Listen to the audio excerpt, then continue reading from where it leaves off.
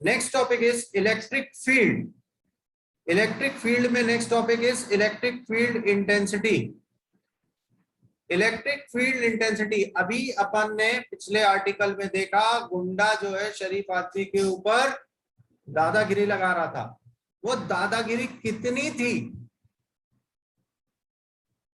वो दादागिरी कितनी थी, उसके मेजर को उसकी इंटेंसिटी बोलेंगे। ठीक है, वो फोर्स कितना लग रहा था किसी चार्ज क्यू नॉट के ऊपर, उसके मेजर को उसकी इलेक्ट्रिक फील्ड इंटेंसिटी बोलेंगे। देखिए यहां मैंने जो मैथमेटिकली लिखा है तो वेक्टर का उपयोग किया है, तो आप समझ गए इट इज वेक्टर क्वांटिटी। ये vector quantity electric field intensity. Basically electric field intensity को बोले तो ये है force experience by test charge. मतलब फोर्स ही तो है जो टेस्ट चार्ज को लग रहा है ना। डेफिनेशन तो ये बोले ना, it is the force experience by test charge. मतलब electric field intensity is basically force per unit charge, therefore it is a vector quantity. ये एक सदिश राशि है, वेक्टर क्वांटिटी है। अब मन में फिर प्रश्न उठा, सर वेक्टर क्वांटिटी है तो डायरेक्शन बता दीजिए। तो जिस डायरेक्शन में फोर्स लग रहा है उसी डायरेक्शन में इलेक्ट्रिक फील्ड लगेगी, या ऐसा बोले पॉजिटिव से नेगेटिव चार्ज की तरफ इलेक्ट्रिक फील्ड का डायरेक्शन होगा।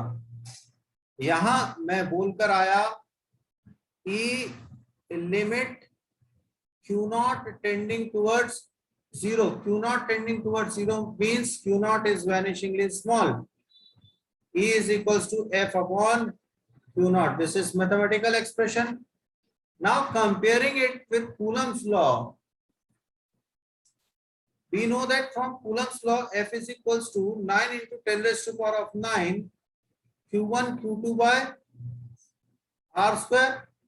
यहाँ Q1 Q2 की जगह Q और Q naught बोल दूं, इसको Q naught कर दूं, और E is equals to F upon Q naught करना है मेरे को। तो 9 into 10 की power 9 Q naught by R square into 1 upon Q naught। खून खराब हो जाएगा, Q naught से Q naught कट मारेंगे और आपको E is equals to 1 upon 4 pi epsilon naught Q by R square मिल जाएगा। यूनिट की बात कर लेते हैं। यहां दिख रहा है फोर्स पर यूनिट चार्ज, मतलब फोर्स का यूनिट न्यूटन, चार्ज का यूनिट कूलम, तो इसका यूनिट हो जाएगा न्यूटन पर कूलम। डायमेंशनल फॉर्मूला की बात कर लेते हैं। फोर्स का होता है mlt-2, Q का होता है AT, इसका फॉर्मूला हो जाएगा dimensional formula mlt-3 A-1। This is the dimensional formula for electric field intensity। और कुछ बातें देखेंगे इसी के रेस्पेक्ट में। Electric field is a characteristic of point. Electric field is a characteristic of point. इस बात से हम क्या समझते हैं कि अगर ये चार्ज Q रखा है, इसके द्वारा इस पॉइंट P पर इलेक्ट्रिक फील्ड इंटेंसिटी, अगर ये R मीटर की दूरी पर है और एक और पॉइंट है R मीटर की दूरी पर Q, यहां पर इलेक्ट्रिक फील्ड इंटेंसिटी अलग अलग होगी। मन में प्रश्न उठ सकता है E is equals to 1 upon 4 pi epsilon naught Q by R square ही होगी, तो फिर अलग कैसे हुई?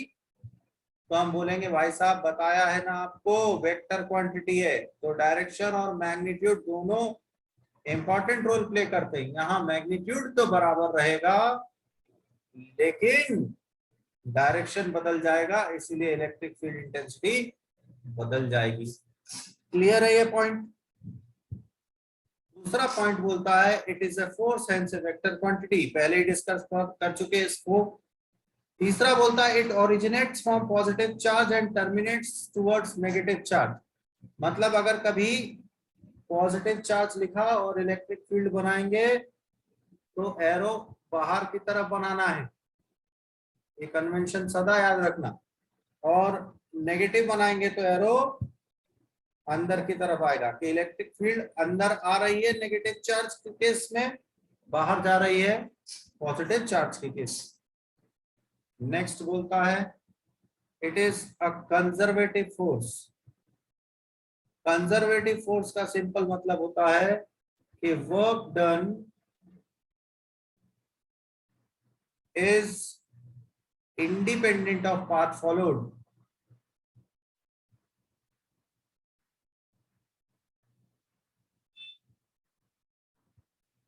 याद करें 11th क्लास में ग्रेविटेशन पढ़कर आए थे, gravitational force is a conservative force. वहां भी ग्रेविटेशनल फोर्स कंजर्वेटिव फोर्स होता था। मतलब अगर जमीन पर एक m मास रखा है, उसको h हाइट पर ले जाना है तो इस रास्ते से ले जाओ, या ऐसे स्लोप से ले जाओ, या सीढ़ियों से ले जाओ। हर केस में W1, W2 और W3 बराबर था। ऐसे ही इलेक्ट्रिक फील्ड के अंदर इस पॉइंट से इस पॉइंट पर चार्ज को लाना है, ऐसे लाओ, चाहे इधर से घुमा के लाओ, चाहे सीधे ले आओ, हर केस में बराबर वर्क करना पड़ेगा। ये कंजर्वेटिव फोर्स है। इलेक्ट्रिक फील्ड बनाई अपन ने, ये बनाई इलेक्ट्रिक फील्ड। जब भी पैरेलल लाइन बनाऊंगा तो इसका मतलब यूनिफॉर्म इलेक्ट्रिक फील्ड होगा। पैरेलल लाइन का मतलब यूनिफॉर्म इलेक्ट्रिक फील्ड होगा।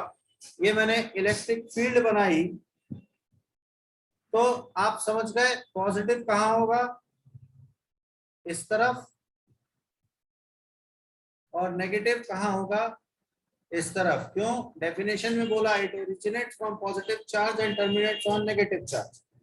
अगर मैंने इनके बीच में किसी पॉजिटिव चार्ज को रख दिया तो पॉजिटिव चार्ज खुद ब खुद इस तरफ चल पड़ेगा, क्योंकि पॉजिटिव पॉजिटिव को धक्का देगा, नेगेटिव उसको अपनी ओर खींचेगा, इधर चल पड़ेगा। अगर मैंने नेगेटिव चार्ज को रख दिया तो इधर चल पड़ेगा। वहीं से मैंने ये पॉइंट बनाया कि a positive charge experiences a force in the direction of electric field and negative charge experiences a force in the opposite direction of electric field. Unit की बात करी, न्यूटन पर कूलम देख कर आए हो, इसी का इक्विवेलेंट होता है वोल्ट पर मीटर। और E is a vector quantity whose direction is same as the direction of force already discussed.